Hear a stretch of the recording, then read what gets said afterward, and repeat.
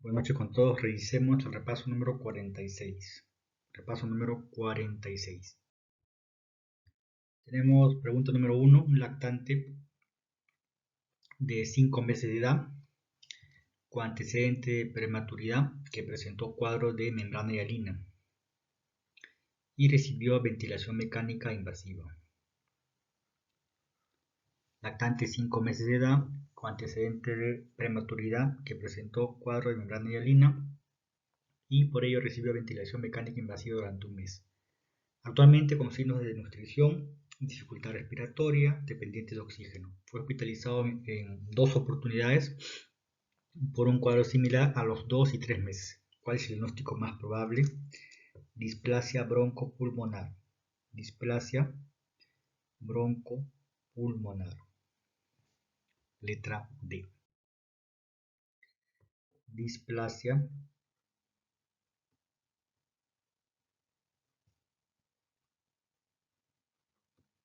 broncopulmonar.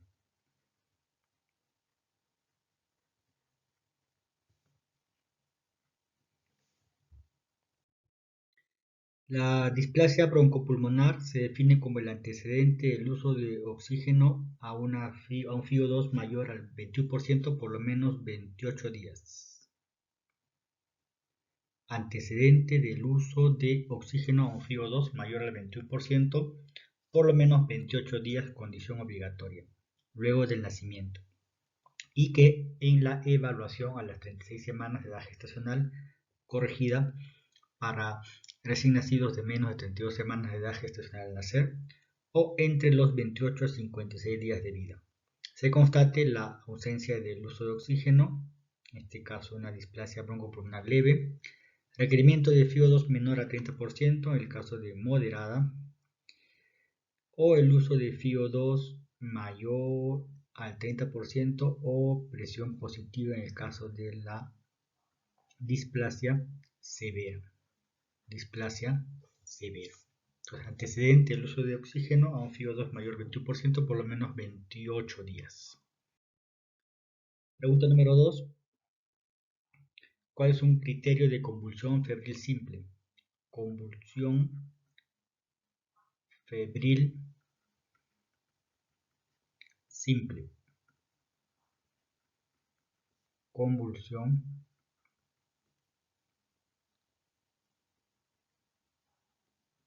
febril simple, letra C, que tenga una duración máxima de 15 minutos. Duración máxima de 15 minutos.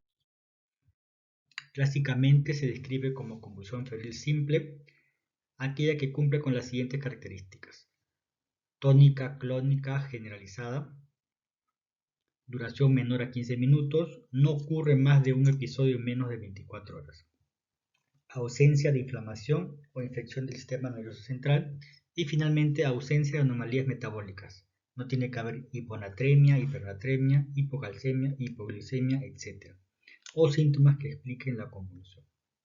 Entonces, con respecto al factor tiempo, duración menor a 15 minutos, convulsión febril simple. ¿Está bien? Convulsión febril simple, duración máxima de 15 minutos. 15 minutos. Pregunta número 3. Lactante de 11 meses. Lactante de 11 meses presenta dolor agudo en región periumbilical y abdomen inferior, aletargado. Posición de defensa con rodillas flexionadas, dato importante. Posición de defensa con rodillas flexionadas y heces en jalea de grosella. Heces en jalea de grosella. ¿Cuál es el diagnóstico más probable? Invaginación. Invaginación.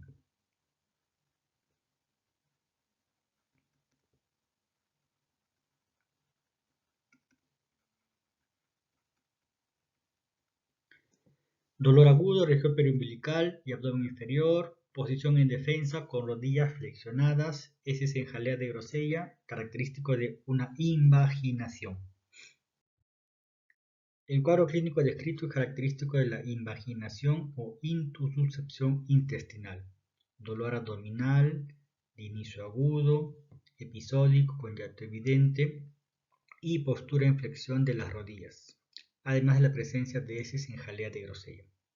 Recordar que la invaginación intestinal es más frecuente entre los 4 meses y los 3 años. Entre 4 meses y 3 años. A ver una imagen, invaginación. Invaginación.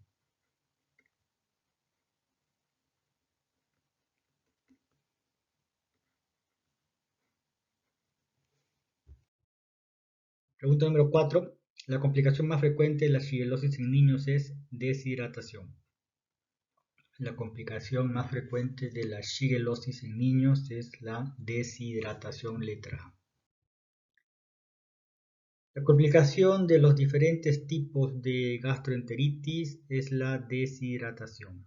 La complicación de los diferentes tipos de gastroenteritis es la deshidratación. La hiponatremia, convulsiones e hipoglucemia pueden ocurrir también, pero ocurren con menor incidencia. Más frecuente, deshidratación. Pregunta número 5. Mujer con 5 semanas de gestación se infecta con el virus de la rubiola. ¿Cuáles son las malformaciones congénitas más probables? Mujer con 5 semanas de gestación que se infecta con rubiola. ¿Cuáles son las malformaciones congénitas más probables? Cataratas o cardiopatías congénitas. Cataratas, cardiopatías congénitas. Recordemos la triada de Gregg para rubiola congénita. Alteración a nivel del corazón, persistencia del conducto arterioso, ven acá, persistencia del conducto arterioso, sordera neurosensorial, microcefalia y cataratas. El síndrome de rubiola congénita se caracteriza por la triada de Gregg, en el cual incluye cataratas, sordera neurosensorial y cardiopatía congénita, el más frecuente, persistencia del ductus arterioso. Persistencia del ductus arterioso. Rubiola congénita. Rubiola congénita, cataratas y cardiopatías congénitas. Cataratas y cardiopatías congénitas. Pregunta número 6. Se define como recién nacido de extremadamente peso bajo al nacer. Extremadamente peso bajo al nacer, un peso inferior a 1000 gramos. Menos de 1000 gramos. Extremadamente bajo peso al nacer. Recién nacido extremadamente bajo peso al nacer, menos de 1000 gramos. Menos de 1000 gramos. Según el test de Usher, ¿cuál es el parámetro clínico que se encuentra en un recién nacido de 40 semanas? ¿Cuál es el parámetro clínico que se encuentra en un recién nacido de 40 semanas? Pliegues plantares en los 3 tercios, en toda la planta. Pliegues plantares en los 3 tercios. Letra C. En lo que atañe a la edad de gestación, existe el interés por clasificar a los recién nacidos respecto a la morbilidad que pudiera manifestar según la edad de gestación. Roberto Usher propuso que con base en las características del pelo, el grado de desarrollo de los nódulos mamarios, del cartílago de las orejas, de los genitales y la rugosidad de la planta de los pies, era posible reconocer a 3 grupos de niños, los que tienen alrededor de 36, 38, 40 semanas de gestación. Usher, clasificación de Usher. Vean los pliegues plantares. Pliegues plantares.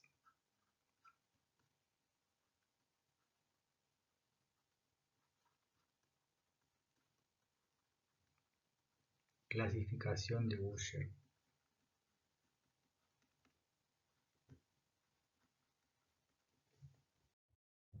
Con respecto al cabello, por ejemplo, un recién nacido con más de 39 semanas es abundante, grueso, individualizable. Con respecto al pabellón auricular, poco deformable, cartílago grueso y rígido, vuelve rápido a su posición, dato importante, vuelve rápido a su posición, más de 39 semanas. Y con respecto al pezón, tiene un diámetro de 1 a 4 centímetros, más de 39 semanas. Genitales masculinos, escroto con pliegues, testículos descendidos, más de 38 semanas. Con respecto a genitales femeninos, labios mayores cubren a los menores.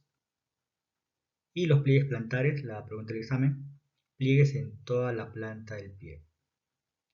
Pliegues en toda la planta del pie. Respuesta.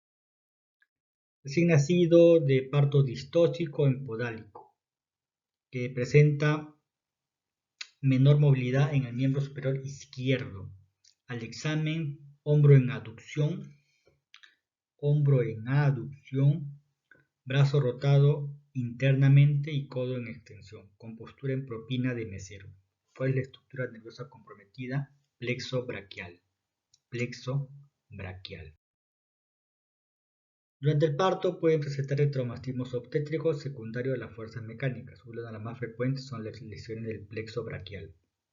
Tenemos la parálisis de Erbs-Duchenne con mayor frecuencia, o distocia de hombros versus la parálisis de Kumple, distocia de nalgas.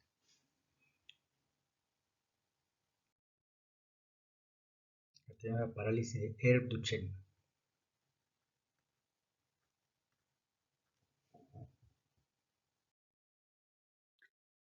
Con respecto a la parálisis de Erbs-Duchenne, tenemos las raíces afectadas C4, C5, C6, distocia de hombros, la actitud, importante para las preguntas exámenes, rotación interna, aducción,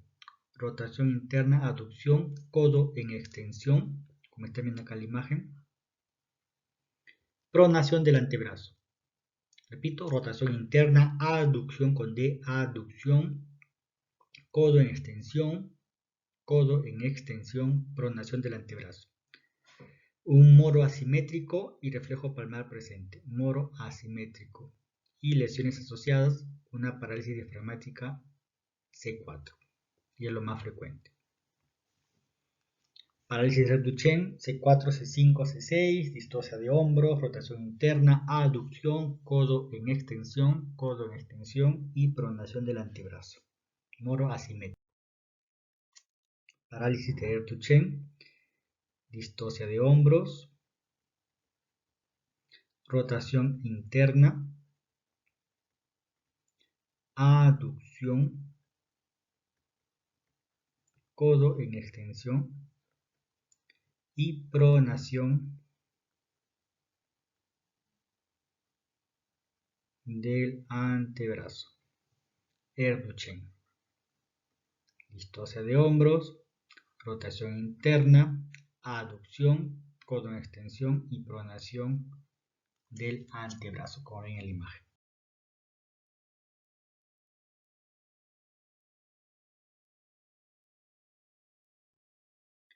El mayor riesgo, pregunta número 9, el mayor riesgo del recién nacido prematuro durante el periodo perinatal es la poca vitalidad para soportar el proceso del parto. El mayor riesgo del recién nacido prematuro durante el periodo perinatal es la poca vitalidad para soportar el proceso del parto. Los nacimientos prematuros son responsables del 75 al 85% de la mortalidad perinatal, principalmente antes de las 32 semanas. De más de la cuarta parte de la morbilidad a largo plazo y de la mayoría de las complicaciones neurológicas y respiratorias que presentan los neonatos. En la mortalidad neonatal habitualmente participan condiciones que se inician en la vida intrauterina. Y el neonatólogo recibe un niño gravemente enfermo con pocas posibilidades de sobrevida.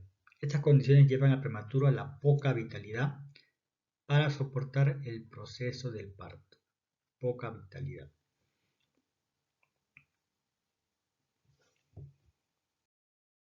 Pregunta número 10. Recién nacido de 39 semanas de edad gestacional. Nace por cesárea, dato importante, cesárea. Por estrechez pélvica. APGAR 8 al minuto. Al examen clínico aparentemente normal, salvo moderada dificultad respiratoria. Test de Silverman-Anderson de 5. ¿Cuál es el diagnóstico más probable? Taquipnia transitoria del recién nacido. Taquipnia transitoria del recién nacido. Dato importante, nacido por cesárea. Y la dificultad respiratoria. El síndrome de dificultad respiratoria, para poder clasificarlo, se necesitan factores de riesgo, para poder diferenciarlo, según las patologías. Tenemos síndrome de aspiración meconial, un paciente postérmino. Vamos a ver acá. Síndrome de aspiración meconial, paciente postérmino, líquido amniótico meconial y con historia de sufrimiento fetal. Tenemos enfermedad de membrana hialina, prematuro, hijo de madre diabética. Neumonía neonatal, factores de riesgo de infección. La taquipnia transitoria del recién nacido. La taquipnia transitoria del recién nacido es una enfermedad no infecciosa que ocurre generalmente en el niño pretérmino o cercano al término. Se caracteriza por taquipnia, frecuencia respiratoria mayor a 60, dato importante, taquipnia, frecuencia respiratoria mayor a 60 y dificultad respiratoria después de las primeras 6 horas de vida. Se debe a retención de líquido pulmonar con atrapamiento secundario de aire. Retención de líquido pulmonar con atrapamiento secundario de aire. Dentro de los factores de riesgo se encuentran factores obstétricos. Nacimiento por cesárea, sin trabajo de parto. Parto prolongado, pinzamiento tardío del cordón umbilical, asma materna, diabetes gestacional. Con respecto a factores neonatales, recién nacido masculino, ahogar menos de 7 y macrosomía. Entonces, para la pregunta de examen, cesárea. Como factor de riesgo. Pregunta número 11. Mujer de 49 años con intolerancia al frío, ha ganado 4 kilos de peso y se siente lenta. Al examen físico, piel seca, gruesa y alopecia. Tiroides no palpable, TSH 11.7, T4 2.1. Desde hace 2 años presenta anticuerpos antitiroglobulina. Anticuerpos antitiroglobulina y anticromosomal altos. ¿Cuál es la enfermedad más probable? Tiroiditis de Hashimoto. Letra D. Tiroiditis de Hashimoto.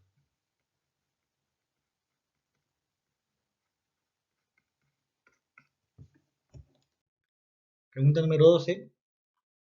Paciente con diagnóstico de diabetes mellitus 2, insuficiencia renal crónica grado 3 y hepatopatía crónica. Se debe plantear el tratamiento inicial con insulina.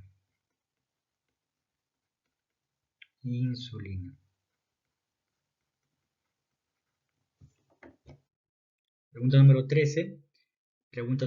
Un paciente que presenta obesidad central, cara de luna llena, hipertensión arterial, intolerancia a la glucosa, acné y hirsutismo. ¿Qué prueba diagnóstica y precisa y económica solicitaría? Paciente que presenta obesidad central, cara de luna llena, hipertensión arterial e intolerancia a la glucosa, acné e hirsutismo. ¿Qué prueba diagnóstica precisa y económica solicitaría? Cortisol en orina, cortisol libre en orina de 24 horas. Respuesta letra B. Pregunta número 14. Paciente de 55 años con presión arterial de 145/95, IMC de 35 elevado, glicemia 200 elevado. Después de tolerancia oral de glucosa, 75 miligramos. ¿Cuál es el diagnóstico más probable? Síndrome metabólico. Síndrome metabólico.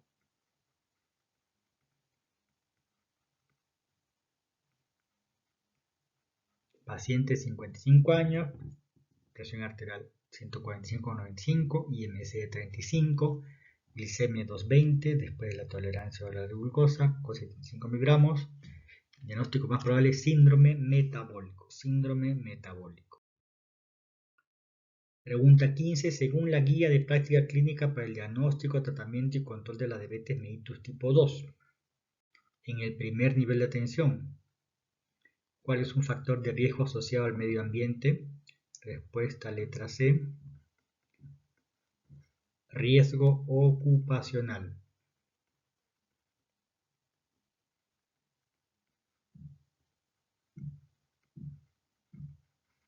Riesgo ocupacional. Según la Guía de Práctica Clínica para el Diagnóstico, Tratamiento y Control de la Diabetes mellitus tipo 2 en el primer nivel de atención, ¿cuál es un factor de riesgo asociado al medio ambiente?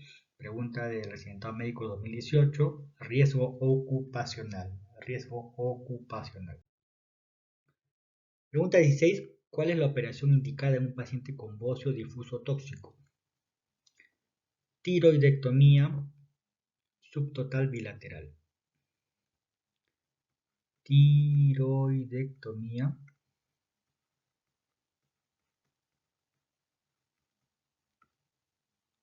subtotal bilateral.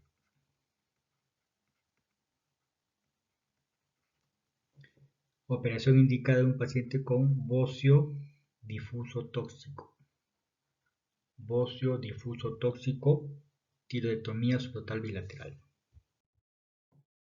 Bocio difuso tóxico, tiroidectomía subtotal bilateral. Pregunta 17. ¿Cuál de las siguientes características clínicas de un paciente con Cushing es la incorrecta?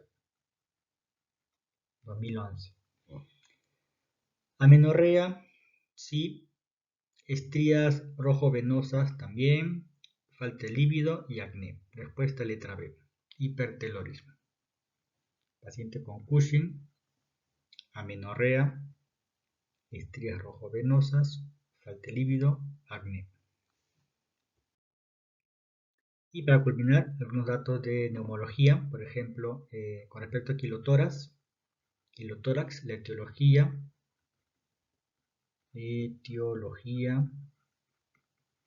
número 1, traumatismos y número 2, linfomas. Traumatismos y linfomas. Quilotórax, traumatismos. Derrames pleurales